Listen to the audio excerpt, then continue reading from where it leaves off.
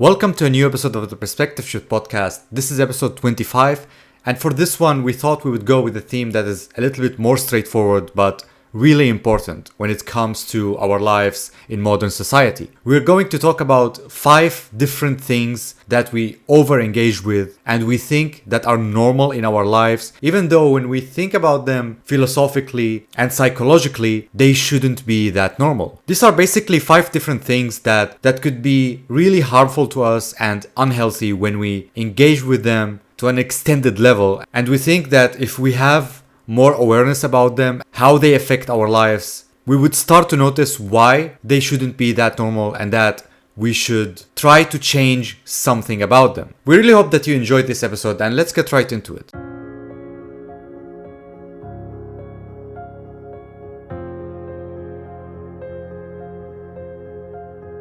So I'm a firm believer that a lot of the things that we do in modern society, a lot of the things that are normalized, are not really normal, that we have a misconception of them, but people think that it is normal behavior and that there is nothing wrong with it. And the more that I read history or philosophy, like especially when I read about how people used to live in the past, I realize more and more how unnormal a lot of the things in our lives are. So in this episode, I thought we would talk about 5 points that I think are the biggest misconception in modern society, that behaviors that a lot of people engage with without much awareness. And I do think that all of these points, most people have heard of them, that heard about the danger of the damage, but only on a surface level. So I thought maybe we could talk a little bit more deeply about them and why they are an issue, and if they are completely an issue or there's actually benefits in them. So yeah, let's start with the first point, which is that our society is a sleep deprived society. And this is mostly about first world countries, this whole culture of working and sleeping less to get more work done. What do you have to say about that? I don't think it's related to getting more work done. I think we so just like everything else, there's a lot of factors at hand. Why we're sleep deprived? It's because we all face a lot of issues going to sleep. One of the main reasons, or one of the main issues that we face before going to sleep, is because of our screen time. So since we're all the time on screen, that affects the brain. That either your sleep quality is getting worse, or it's harder for you to fall asleep. And then you can also add social media and globalization to that, the fact that we're bombarded by information left and right. So when you go to sleep or when you get in bed, your brain is overstimulated by all the information that you've absorbed throughout the day, and then your brain has to kind of filter them out. So the brain gets into that mode of like, okay, we're going to repeat everything that we went through today, then start to decide what's for us, what's not for us. Then there's many factors. I don't want to get into all of them. Food, just like quick mentioning them, food, dopamine, our day-to-day life, a lot of many small factors that, in my opinion, because they're all small, and we do all of them to a bit of a higher amount, that they start all amounting to a certain degree, and then when you add them all up, then you've got a bit of a bigger problem. Yeah, and sleep becomes less and less important in our minds, and Exactly, because we're not aware of it actually. Like we have normalized being sleep deprived. I wouldn't say we've normalized it. I think it just got normalized without us normalizing it. Sure, subconsciously. Exactly. So like, there's a difference between, so like there's a stuff that we've normalized in the sense of like we invite each other out to do it, or we say that it's okay to do this. I don't think anyone says it's okay to sleep less. They just don't say it's bad not to sleep less, they also try to convince yourself, in a sense, if you're exactly. That's why I wouldn't say we've normalized it. I think it just became normalized somehow. Yeah, sure. So like it just a process that suddenly started hitting all the globe, and then suddenly everyone is like sleeping less or worse, and then suddenly that just became the norm. I would say it doesn't matter much if we have normalized it or if it became normal. What matters is the result, like Exactly. we are a society that is sleep deprived, and most people don't sleep enough, and that is a factor why more people have mental health issue as well. Like, of course, there's a lot of factors, but I think this plays a big role. If you don't sleep well, all of your problems are gonna escalate. They're gonna become more intense. So You're not gonna be as aware of yourself. You're not gonna be as present as you usually would be, because your brain is semi autopiloted, if that makes sense. So you're getting more into your autopilot and more into your passive actions instead of being more present and aware of what you're doing. Yeah, we're just not prioritizing sleep, and this gets us to the next point, which you have already mentioned: the excessive use of technological devices or excessive use of social media. You can take it one way or another, and I think this is also a big one. Like, we by this point, everybody have heard that too much social media is bad for you, but still, most people still use way too much social media, and we just we are aware of the dangers of it, knowing what is happening around the whole world, problems in this place and problems in that other place, but we just can't stop ourselves from this extreme usage, I guess. I mean, It's a drug. it's a drug. It's a drug. It's like you're aware It's of the repercussions, but it's like, when you catch a rat and you put the rat in the wheel trap where it runs. So the rat is probably aware that once it gets in that wheel, it's going to be extremely hard to stop. And there is no reward out of it. But once the rat gets on that wheel, even though it knows that, it still does it. And once it gets on it, it's hard for the rat to stop because the wheel is just spinning. And it's kind of the same relationship that we've got between human beings and social media. So even thinking about it like this, I'm pretty sure that for people or for those who watch this kind of content, they are to a certain degree aware of themselves, self-aware. Sure. They're trying to improve. And I'm pretty sure that a time has happened when you went on social media and you've seen, or the first small video, the first reel that you've watched was related to, I don't know, self-improvement, motivation, telling you to get off your phone or whatever. And instead of listening to that and actually doing the thing, you just went on and you went to the second video and then the third video and then the fourth one. And then you just got stuck into that. Why? Because if you want to look at it from a different point of view as well, it's social media offers you a full package of being engaged with it. Yeah. Because every reel that you see or that is shown to you is first of all based on the algorithm that's going to show you the things that you're interested in. And then it also is going to show us the stuff that gaining more and more attention, which means these stuff have already worked on other people. And once they work on other people, it means human that psychology. It exactly works on everybody. It got the picture, so your visual sensors can engage with it. It got the noises or the music or whatever. So you've got your hearing that's engaging with it. And then you've got a little bit of the emotional side that's also getting engaged with whatever you're seeing. Thing in that case, the only thing that's missing is the smell. But that last bit wouldn't matter that much. Exactly. But at this point, it doesn't really matter that much, I guess. Like, we can, even if three of your senses are engaged, if three of your senses are still engaged, then it's enough for you to get absorbed in the experience. And then we get absorbed in it and we just start going from one video to the next. And then it just all goes downhill. I mean, I'm not a big social media user anymore. I mean, traditional social media like Facebook, Instagram. But I do fall in the same pattern when it comes to YouTube. Like, I don't know, I'm working on a video and then I decide to watch something entertaining, like a review about a movie. Then the video is over and then, the next thing is also interesting about the same show that I was watching the review about. And then, an hour have passed. How the hell did that happen? So I think everyone will fall to that, even if you're self-aware of it, even if you have minimized this consumption, it still gets you from time to time. I feel like it is not completely avoidable if you have to use technology. This is what I'm realizing lately. So, no, that's it. Like, if you're someone who's working with technology, if you're a programmer, if you're a video editor, if you're a YouTuber, whatever it is unavoidable. It's unavoidable to fall in this pitfalls from time to time of social media. Yeah, definitely. But I don't know. I also think that using social media from time to time is not really bad. Not a bad thing unless you start doing it in excessive. I think the main issue with this point is that we are the ones that normalized it, and we've taken it a bit to the extreme where everybody. So you start by everybody having a social media, and then everybody boasting and blathering about their social media and the value of it, and this, and then they've got the sharing, and then you've got the this and that, which is getting more and more people engaged in it, and more people are getting stuck into these loops.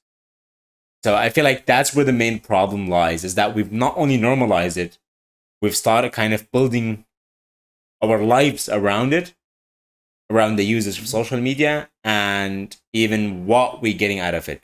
Like, if you think about it, nowadays, it's somewhat abnormal for somebody to go to the bathroom without a phone. Me, I'm the same. I'm the same. So it's not like I'm attacking anybody here. But technically, we're building. So you only have a few minutes a day within yourself, with only yourself. The usual one you're taking when you're going to the bathroom, you're sleeping, you're taking a shower.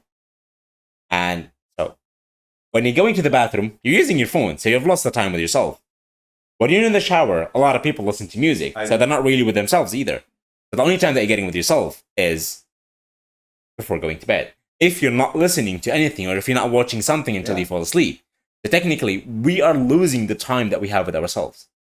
And we're building our lives and our habits and the things that we do around us getting on social media as much as possible, always in betweens. And it's getting a little bit, it's not just normalized, it's going in an unhealthy direction, I believe. I think this is completely true, but I don't think our intentions were to head in this direction. It just happened. The purpose of Facebook when it started, it was supposed to be to remain connected with the people you have in your life, but somehow this vision shifted completely towards something else, and that's what the follow-up social media apps continued doing. Instagram, TikTok, Snapchat, all the kind of shit. That this actually goes to the next point directly, which is that we are a society of consuming things and materialism, and social media amplifies that to 100. Definitely. Like, I am sure even past societies had some kind of materialism, that I have more gold than you, that I have more possessions. But with social media, this goes to the extreme that you show off your cars, you show off your belongings to millions of people, all of these kind of things. Okay, so for this point, I don't know where I stand. Yeah. Because even in the past, our possessions kind of, as human beings, we tend to want to get to, well, for starters, leave something behind, a legacy. We want to collect things. We want to leave a legacy behind. And we kind of want to be higher on the status ladder. And in the past, and even nowadays, the legacies are related to the things that you leave behind. And the things that you leave behind are materialistic things, such as money, cars, houses. It's just more fake and more shallow nowadays. That's what I'm trying to say. So that's why I said I don't know where I stand on it. But even in the past, people also were, maybe they were consuming less, they were less materialistic in the sense of like, okay, what are you materialistic about? Are you materialistic about things that are good for you and for future generations? Or are you being materialistic and consuming things that are just, for example, clothing brands, so on, that they're not worth much. It's just a piece of cloth that at some point is going to go bad and you get thrown. I have a good example of this. Do you remember when we talked about causes, that in the past, causes used to have a meaning? Mm-hmm. And I think that adds up to, like, when you're standing for something, you're technically leaving some kind of legacy behind. But nowadays, a lot of these causes, you follow something that you don't truly believe in just because you want to belong to a certain community, so that people observe you as you are part of that community, even though you don't believe in that message or whatever it is. And that is part of being materialistic, maybe. I don't know if we can call it that, but just in general, our idea of materialism and consuming things is just becoming more and more amplified because of social media and because of this capitalistic lifestyle that we have. Yeah, definitely. So, it's also the fact that, well, it's all related. So, like, we're sleep deprived, which means to being less aware, being less self-aware, being less confident. And then you've got globalization, which shows you what other people are possessing. And then because of the lack of self-esteem and the less confidence they've got in yourself, you start comparing yourself on autopilot to these people, and then you start wanting to buy things. So you're kind of, they're equal or maybe even better than them. and it's just like a loop that we're kind of getting stuck You into. just want more and more and Exactly. more. And, yeah, not an easy one. Okay, so let's go to the next point, which is something a little bit different, which is our mindset towards alcohol, how we view alcohol and how normalized it is in many modern societies. That many people think it's really normal to drink a beer or two every day with your buddies in the evening, or even every week on the weekend to get drunk. And people don't realize how damaging that actually is, how dangerous alcohol is. And I think that perception comes from the idea that alcohol is a legal substance. Hence, many people don't realize these dangers because you can just go to a shop and buy it and nobody will talk to you or anything. And I want to start by saying that I think the biggest reason why alcohol is very normal in modern society is because it has always been. And but the difference is in the past, in past societies, people didn't know if a substance or something is actually dangerous for you or not because we didn't have the data, we didn't have science to back these things up. And so it has remained normal from thousands of years until now. You can also add a little bit of tweak in there Sure. that people in the past used to drink alcohol when they were Celebrations. celebrating Yeah. something. Exactly. Nowadays, it's just like It wasn't as easily accessible, maybe. As I don't not think so I sure. don't think it was related to accessibility. I think it's more related to time wise, because you had Why would you do it? Like people are now escaping you had to more. go hunting, you had to prepare. If you want to drink, you had to prepare the drinks, you had to prepare the food yourself. You don't just go out and just get it ready. Yeah. So there was like a lot of time management, a lot of process behind it. So it was more used for celebrations, I believe, at least for the part of history that I'm aware of or that I've read a little bit about. Nowadays, it's just like let's go out, and then by go out, it usually means that we're gonna go grab drinks. Yeah, and it's like let's grab a coffee. Or Exactly. Yeah, and I think that's a little bit dangerous because, like, we see how the legal system view many other drugs that they are illegal because they can have certain dangers, but at the same time, alcohol is proven that is on a higher level of this danger. It's more dangerous than cocaine. It's more dangerous than marijuana, of course, MDMA, all the other psychedelics, and yet it is still the legal substance instead of these substances. So of course, people are gonna see it as normal behavior, and you know, again, people have drank alcohol for thousands of years, so it is very normal, even though it isn't. And I think the difference as well is that people nowadays use it to escape from their problems. Since we have more mental health issues and more things that we're trying to escape from, alcohol is the first thing that comes to mind to so many people. Like, yeah, It's I have because problems. it's Let's legal. drink. It's legal. It's easy to Exactly. get, and everybody else does it. So Yeah, and why it does not? release you from your problems. It does. It does. Yeah. Let's go to the last point, which is this is the only point where I don't know where I stand exactly, but I think it does has its issues, and it shouldn't be as normal as it is, which is that we tend to overstress ourselves too much, and we have this, and many people have this kind of workaholism mindset that in order to be successful, in order to be disciplined, in order to be a good person, you need to overwork, you need to push and push and push without stopping, without taking breaks, and stressing yourself. That stress is always good, and being a workaholic is a good thing. And I don't know if I agree with that, but let's hear where do you stand on that? First of all, I don't have the data, but I believe that that's not the case as much. I believe it's sort of the case for our generation, but I'm noticing, and then like the generation that came after us, they are not as work alcoholic as we are. I would say it depends on the country. Like, Bills for sure, but at the same time, you notice that in then like later generations that came after us, I feel like they've got quite the opposite of the problem. Is that most of them are just lazy and they don't even work. But if you're gonna that's talk the other about end of the spectrum. exactly, but if you're gonna talk about workalism, it's because we've been sold the story of the hero, and again, we all want legacy, we all want status, and we all want a hero story at some in one or another, in one way or another. But we've been sold that story in the sense of like we've all been told that the hero always has to suffer, go through this and this, and then they get to the point, and then they are idolized at that point. So I guess we start connecting that with the fact that how people always talk about it's hard work, it's hard work, it's hard work. And then we start getting into this, you know, work, work, work, and then we start getting stressed, and you're just like, okay, get over it. You've got to get to the next thing, and then with the subconscious interpretation of it as if like we're gonna suffer right now, and then this suffering is gonna build up something, and then someday we're just gonna be heroes, and then we're gonna change the world. But there's a lot of flaws in that way of thinking. There's nothing wrong working hard. There's nothing wrong with pushing yourself beyond your limits. There's nothing wrong with any of this, in my opinion. Like, the only problem is that we are empowering hard work a lot, and we're demonizing, of course, unintentionally, smart work. Because it doesn't matter how hard you work, there's still. Let me put it like this. I have believed in that concept for years, and I have been work alcoholic, someone who always chose hard work over anything else in the sport for at least like 4 or 5 years. And in this 4 or 5 years, I accomplished nothing.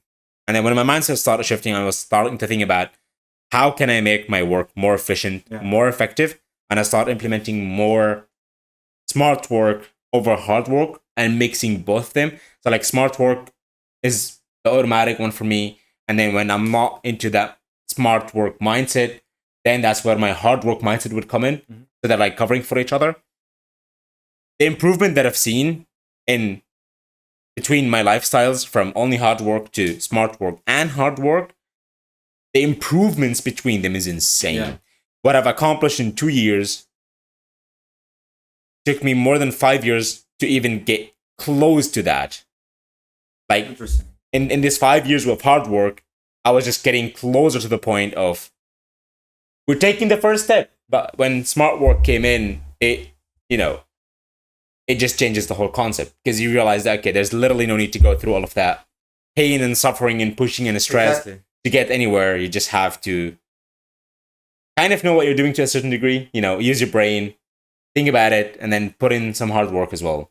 Yeah, I would say not only that, like, I think some pain and suffering are unavoidable, but at the same time, I think this is where I really like Ali Abdal's work, because it's something that I've always thought about, and I really agree on, that you need to find enjoyment what you're doing. Like, I've noticed a lot of people who put so much weight on themselves, and they're always just suffering and in a bad mood, and they say, yeah, in 10 years, it will all be worth it. I'm going to retire, or I'm going to this, I'm going to...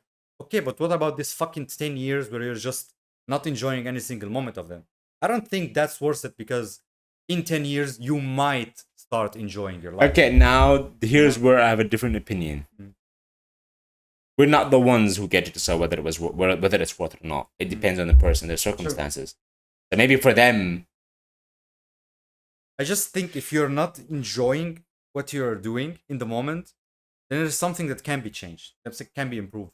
Definitely. But at the same time, it's not bad to start with hard work. Like, this is based on my own experience as well. It's because I've started with hard work, blindly hard working my ass off. I'm not against hard work, but like overworking. Right now, I know that it's okay if, like, even if things get hard or something like this, and I need you to just be disciplined in the moment. Like, I don't want discipline to be my auto response. I want discipline to be something that I use in command.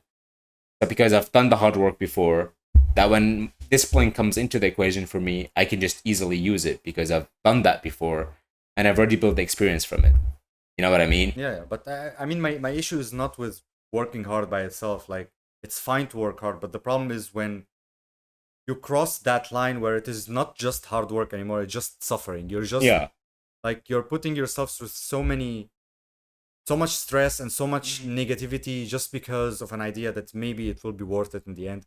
Even though we want the hero story. Yeah, but you can find an alternative that might just take you a little bit of a different path, but it will serve you better in life. You will enjoy your life more, and I think that's what should be more normalized, like the balance in the things that you're doing, instead of just overwork, because I want to be successful, which is sometimes you spend so many years doing that, and then even when you finish what you wanted to do, you're not guaranteed to start enjoying your life. You might find something else that you want to pursue, and it's a never-ending thing until you die. Yeah. At the end of the day, remember that Sure, things are different nowadays than they were back in the days, and maybe a lot of things were way simpler back in the days, as we've all heard from our parents, for sure. But I feel it's important to remember that whatever you go through, whether you are on the hardworking end, whether you are on the social media end of the spectrum, I happen to believe that they're all just part of the human experience. It's part of the human experience to get into a hardworking phase where we get to push our asses off, and then we're gonna do everything that we can, and then we're gonna fail, and then somebody we can learn from that mistake. I believe like this is just normal human being experience, and I'm pretty sure that the generation before us had, if had they had podcasts and were able to do what we're doing right now, True. they would have had an episode about the same topic. That was the difference Just in a between their different way. generation and the different. Sure, that's you know, how it's always gonna exactly. That's how it's always going to be. Yeah. So, what I'm trying to get to here, without going around it a lot, is it's part of the human experience, and there's no avoiding whatever it is. So don't think about it in the sense of, oh shit, we're living in a shit society, we're going through a lot, we shouldn't be going through this much, and life should be easier, and this and this. It's part of the human experience. Take it easy. Make sure you go on your journey and figure out the things that you want to in relation to the future generations and in relation to the past generations. That's good. But for this, Yeah. so far, I've got nothing else to Yeah. add. I would say that's it for this episode.